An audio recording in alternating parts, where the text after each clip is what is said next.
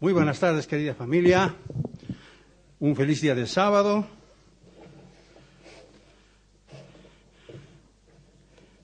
Sé que muchas personas están conectadas en este día de sábado para escuchar los mensajes que Dios nos ha preparado.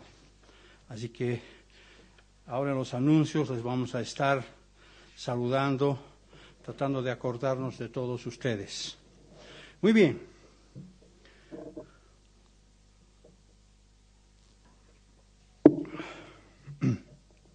Hemos tenido algunos problemitas técnicos de los enchufes y cosas por el estilo, pero felizmente todo se solucionó.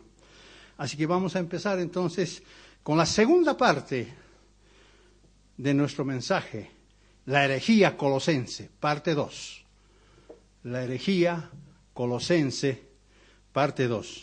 Bien saben que este es un sermoncillo nada más, es un mensaje corto, pero aquí es donde vamos a clavar, como se dice, vamos a poner la flecha en el centro, vamos a atacar el ojo del problema que había ya en la iglesia de los colosenses.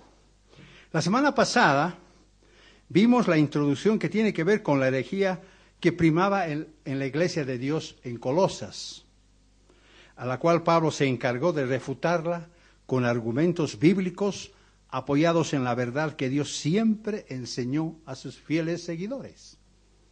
Pablo no estaba creando nada nuevo.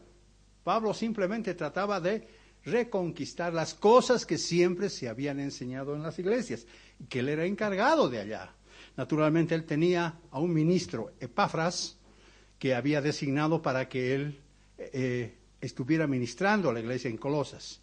Pero lamentablemente, frente a las cosas que empezaron a pasar, Epafras va donde Pablo, que estaba en el entonces estaba preso en Roma, y entonces Pablo decide hacer una carta a los colosenses. Esto ocurrió entre los años 60 y 61 de nuestra era. Entendamos que Pablo no estaba denunciando ni estaba atacando aquella filosofía como filosofía propiamente dicha, sino se refería al engaño que entrañaba tal filosofía. Este era el problema.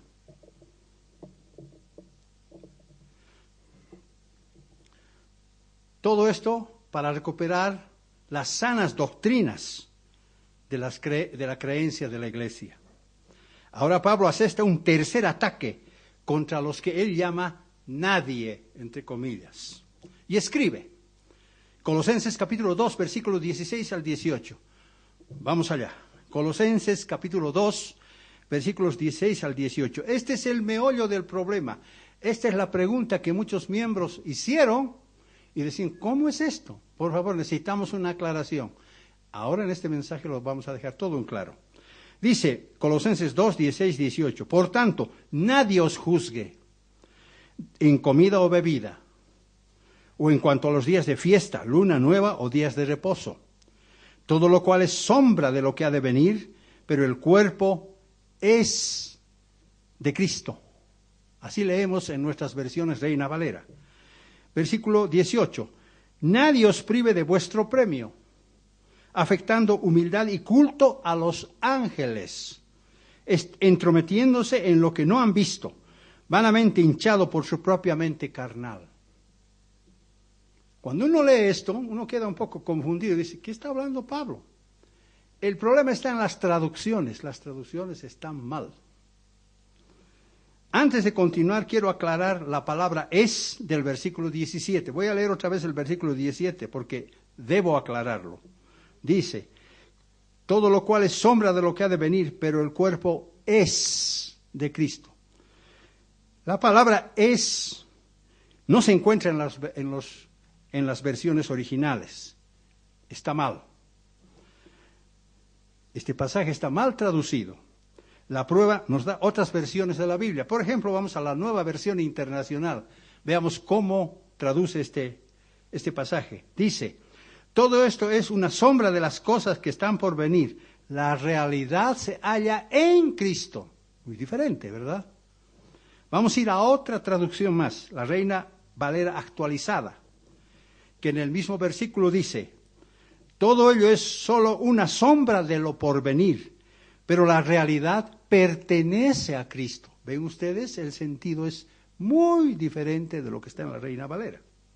Es decir, que lo que Pablo está diciendo es que nadie debe poner en tela de juicio la comida, las fiestas, las lunas nuevas y el reposo sabático, porque todo eso es una sombra de lo que viene en el futuro y que nada puede reemplazar a Cristo. Ahora sí lo entendemos de una manera mucho más correcta. Nada puede reemplazar a Cristo.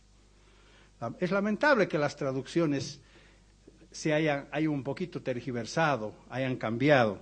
Bueno, pero así está. La advertencia de Pablo sobre juzgar en comida o en bebida también necesita una aclaración. También voy a aclarar esto porque aquí es donde hay otro meollo del problema. Es lamentable que las traducciones incorrectas hayan contribuido a oscurecer el significado de las palabras de Pablo.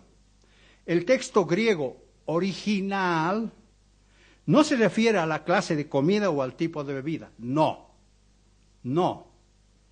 Sino se refiere a los actos, a la acción de comer y beber. No a la comida en sí misma. Los vocablos griegos empleados para estas dos palabras son brosis para la comida, que significa alimento o vianda, y posis, que significa acción de beber. Está hablando de acciones, no de la comida ni de la bebida. Ambas palabras se refieren a actos, no a sustancias, no. Eso mismo ocurre, por ejemplo, voy a leer otro pasaje para que se den cuenta. 1 Corintios 8:8. Vayamos allá. 1 Corintios 8:8.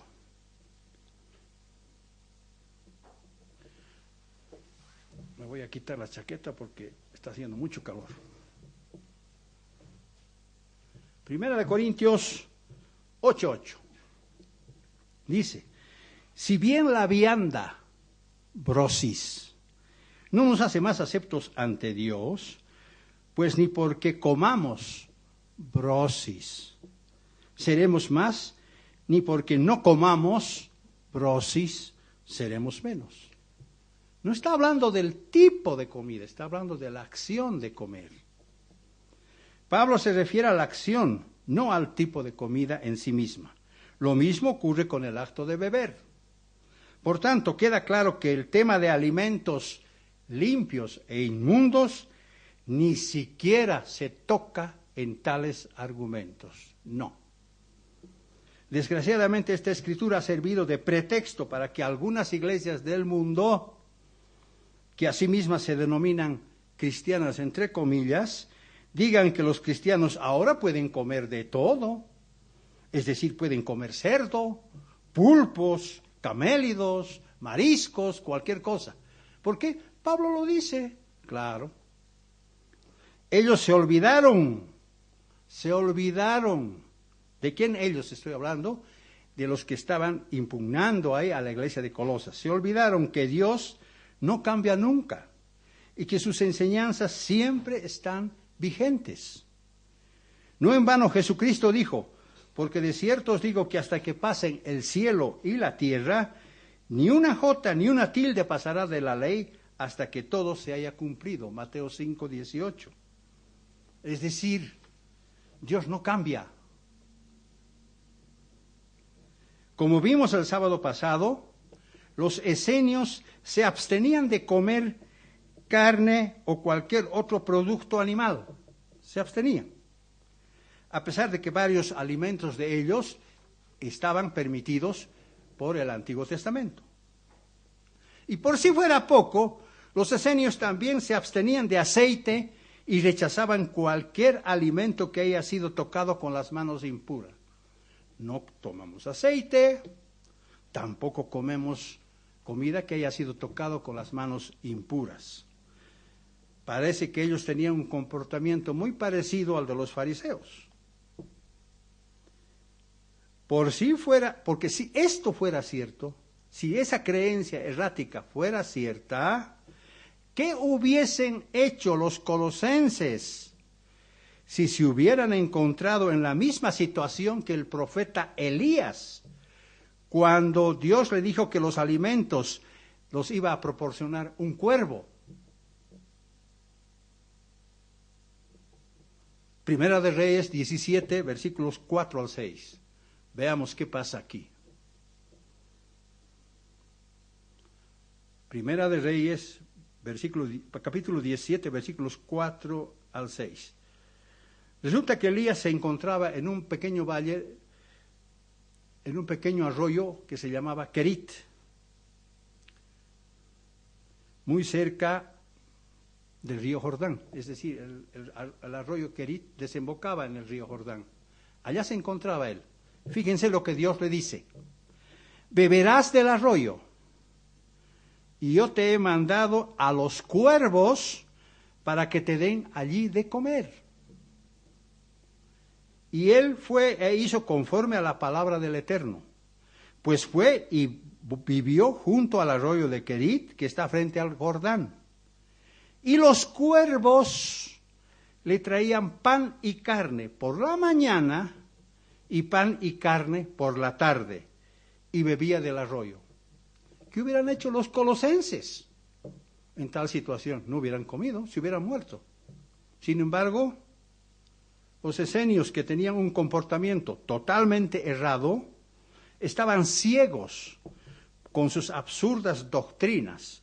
Se olvidaron lo que le pasó nada menos que al profeta Elías, que era un siervo obediente de Dios. Como vemos aquí, automáticamente ya estamos descartando creencias absurdas que habían entonces. En cuanto a la bebida, no hay ninguna prohibición en el Antiguo Testamento que pudiera afectar a alguno, excepto a los sacerdotes, como afirma Levítico en el capítulo 10 y versículo 9, y a los nazareos, como afirma el libro de Números en el capítulo 6 y versículo 3. Todo esto en referencia al vino y a la sidra. Un tipo de enseñanza como la de los esenios hasta podía prohibir el vino y la leche. Eran tan absurdas sus manifestaciones y por eso Pablo las ataca. También podía prescribir la época y las condiciones para el uso de otros alimentos, regulando aún hasta sus cantidades. Es decir, estaban llegando ya a lo absurdo ahí. Pero Pablo dice que todas estas cosas se destruyen con la rutina. Es decir, que las prohibiciones basadas en el ascetismo no tienen ningún valor moral ni menos espiritual. A tal grado llegaba su herejía que los esenios, fíjense esto, que los esenios no movían ni un utensilio en sábado. No movían ni un utensilio en sábado. Si esto está aquí, ahí se queda.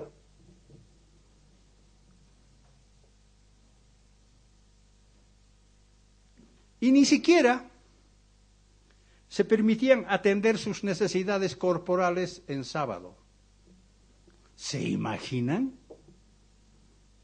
No quiero ni pensar cómo resolvían sus propios problemas que se les presentaban en el sábado o que cuando tenían una emergencia. ¿Qué hacían? Uno puede imaginarse cuán inútil sería para un cristiano aferrarse a cualquiera de estas cosas mencionadas en el versículo 16, perdiendo de vista la mediación directa de Jesucristo. ¿Ven lo absurdo de todo esto? Como señala Pablo, con la fuerza de la lógica, ¿de qué sirve someterse a cualquier decreto si uno deja de lado la plenitud de Cristo? Sencillamente no sirve para nada. Por tanto, si pudiéramos parafrasear al apóstol Pablo y pudiéramos decir nuestro mensaje a los colosenses, diríamos: nadie se aproveche de ustedes mediante huecas y vanas astucias de filosofía judaica con la cual habéis entrado en contacto. Esto es lo que Pablo está hablando. Pablo combatió airadamente la herejía desde sus mismas raíces, porque a veces estas cosas se introducen sigilosamente en la iglesia. Obviamente hoy día sería un poco difícil para nosotros, pero no imposible. Por eso tenemos que estar bien despiertos para que controlemos estas cosas. Como el caso, por ejemplo, de los colosenses con la adoración a los ángeles, cosa que Jesucristo jamás lo enseñó. También es importante señalar que ni los griegos ni los frigios tenían enseñanza acerca de los ángeles. Ese concepto errado pertenece íntegramente al judaísmo. Eran ellos los que estaban persiguiendo esto. Pablo de ninguna manera estaba poniendo en tela de juicio las leyes de Dios, sino que estaba en contra de los mandamientos de hombres basados en un judaísmo que intentaba a toda costa imponerse sobre ellos en esos tiempos, aún por encima de las enseñanzas bíblicas. El contenido de la doctrina de Colosas implicaba que los colosenses no estaban completos en Cristo y que necesitaban acercarse a Dios mediante los seres angelicales. ¿Se imaginan? Ellos no se daban cuenta que los ángeles eran creación de Dios y por tanto inferiores a Él. He aquí la Escritura que elimina este concepto tan equivocado. Lo elimina. Romanos 1, versículo 25. Romanos 1, versículo 25.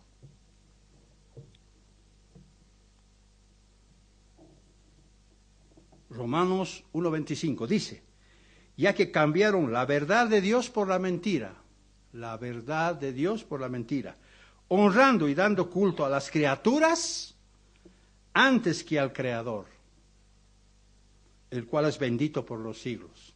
Es decir, honraban a los ángeles antes que a su Creador, que es Dios. O sea, esta escritura echa por tierra esa creencia. Sabiendo cómo se desarrolló el culto a los ángeles en las escuelas gnósticas del segundo siglo de nuestra era, como ocurrió con las escuelas de Cerinto y de Valentino, claramente vemos que el error colosense correspondía a las primeras formas de la doctrina gnóstica. Además, los cristianos colosenses eran juzgados por una filosofía asceta de cómo observaban las fiestas, las lunas nuevas y los sábados. Ellos aparentemente lo hacían en forma gozosa y festiva. Los colosenses empezaron a celebrar los días festivos en forma completamente contraria al enfoque asceta. El ministro Epafras se encargó de enseñarles la forma correcta. Ellos entendían que los sábados y las fiestas santas claramente eran las leyes del Antiguo Testamento. Lo entendían. Pero un momento. Aquí debemos aclarar que no existía el Nuevo Testamento entonces. No había. No existía. Estamos hablando del año 60 al 61. Nosotros tenemos la felicidad de tener toda la Biblia completa, pero ellos no la tenían. Acuérdense que los evangelios se empezaron a escribir desde los años 55, 60, 65 y un poquito antes del 70, el último evangelio de Juan. Por eso cuando en 2 de Timoteo 3:16 el apóstol dice que toda escritura es inspirada por Dios, útil para enseñar, para redarguir, para corregir e instruir en justicia, se está refiriendo al Antiguo Testamento, porque el Nuevo Testamento todavía no existía como libro, como lo tenemos ahora. Es más, muchas cartas del apóstol Pablo, algunas ya se habían escrito, pero no estaban al alcance de todos. El Apocalipsis no existía, el libro de Hebreos tampoco. Entonces, ellos debían aferrarse a las enseñanzas del Antiguo Testamento, que son la base o el fundamento para el Nuevo Testamento. Ambas se complementan, como ya hemos dicho varias veces. Colosenses capítulo 2, versículos 20 al 23. Vamos a seguir deshaciendo las doctrinas ascetas y gnósticas que primaban en la iglesia de Colosas. Colosenses capítulo 2, versículos 20 al 23.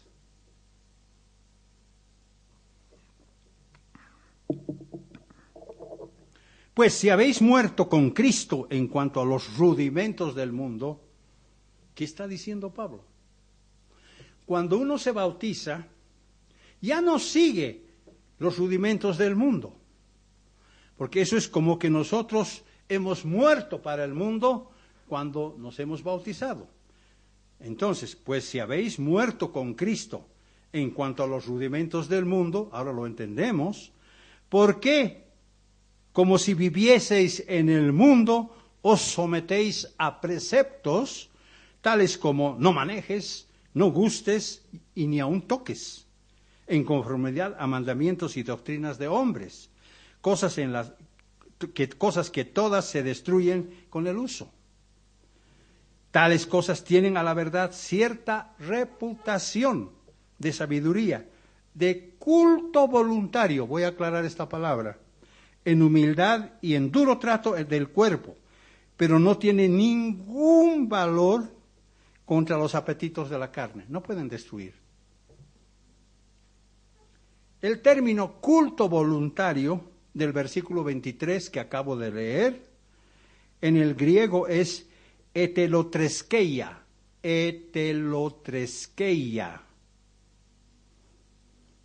que significa servicio o piedad voluntaria, arbitraria e injustificada, con cierto sentido de autodegradación.